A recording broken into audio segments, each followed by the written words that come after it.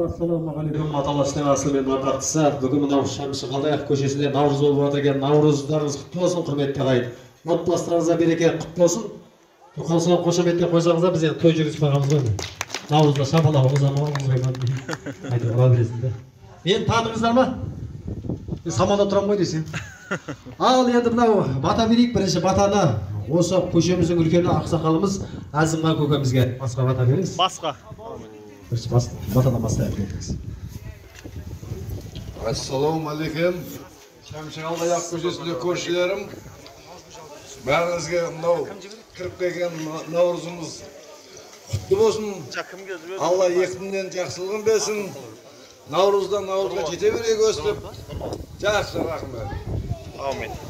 Ал асқат әнге қараңыздар, бірінші енді қазақтың ұлттық бүгінгі мейрам болғаннан кейін біз енді қазақтың домбырасын бастайық, қатаға келесіз. Мынау асыл бауырымыз үшін келіп отырмыз бәрімізге.